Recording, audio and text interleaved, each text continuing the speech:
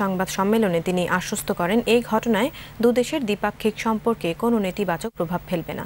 স্বপ্না গুলশানের রিপোর্ট। গেল শুক্রবার মিশরীয় এক নাগরিককে হত্যার দায়ে জনসমক্ষে এভাবেই চরম নির্মমভাবে মাথা কেটে হত্যা করা হয় ৮ বাংলাদেশিকে।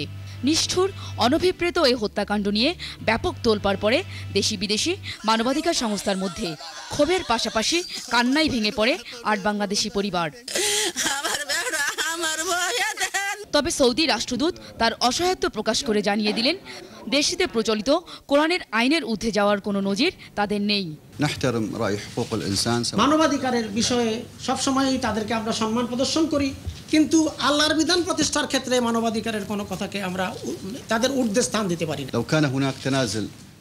যে ব্যক্তিকে হত্যা করা হয়েছে তার পরিবাররা যদি সন্তুষ্ট চিত্তে রক্ত ঋণ গ্রহণ করতেন তাহলে নিশ্চিতভাবেই এই ৮ জন ব্যক্তিকে খুন হতে হতো না। সৌদি আরবে আরও ৪ বাংলাদেশি শিরচ্ছেদের মতো এমন নির্মম বিচারের অপেক্ষায় রয়েছে। রাষ্ট্রপ্রধানের অনুরোধে এরা বিশেষ কোনো ক্ষমা পাবে কিনা এমন প্রশ্নের উত্তরে সৌদি রাষ্ট্রদূত জানান, হত্যাকারীকে ক্ষমা করার কোনো অধিকার তার সরকারের নেই। কেবলমাত্র হত্যার শিকার হওয়া পরিবারই পারে অভিযুক্ত বাংলাদেশিদের ক্ষমা করতে। العلاقات البنغلاديشية السعودية هي علاقات أزلية وقوية وإسلامية وراسخة। বাংলাদেশের সাথে সৌদি আরবের সম্পর্ক এটা ঐতিহাসিক, অতি গভীরে, অত্যন্ত পুরনো। এটা এই ধরনের কোনো আইনের শ্রদ্ধার কারণে কোনোভাবে ক্ষতিগ্রস্ত হবে এটা এক্সেলেন্সি। والحكومة البنغلاديشية والشعب البنغلاديشي يتفهم।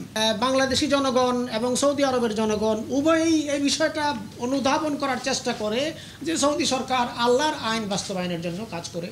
وتنفيذ حد القصاص لأنه أساسا يعني لم একটা বিষয় এক্সেলেন্সি পরিষ্কার করছেন, সেটা হলো যাদের ব্যাপারে কেসাস, যাদের বিরুদ্ধে কেসাস গ্রহণ করা হয়েছে, এটা এক্সেলেন্সি যেটা বলছেন যে এটা বান্দার হক, এক ব্যক্তির হক। এই হকটাকে একমাত্র তার পরিবারের পক্ষ থেকেই মাফ করার অধিকার ছিল। সৌদি রাষ্ট্রদূত আরও বলেন, শিরচ্ছেদের এমন ঘটনা সৌদি আরবে নতুন কিছু নয়।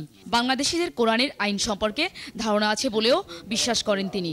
রাষ্ট্রদূত আরও জানান, মোট ১ লাখ বাংলাদেশি সৌদি আরবে এবছর হজে যাবেন। ইতিমধ্যে ৫৮,০০০ বাংলাদেশিকে হজের জন্য ভিসা দেওয়া হয়েছে। স্বপ্না গুলশান, ২১ টেলিভিশন, ঢাকা। এদিকে সৌদি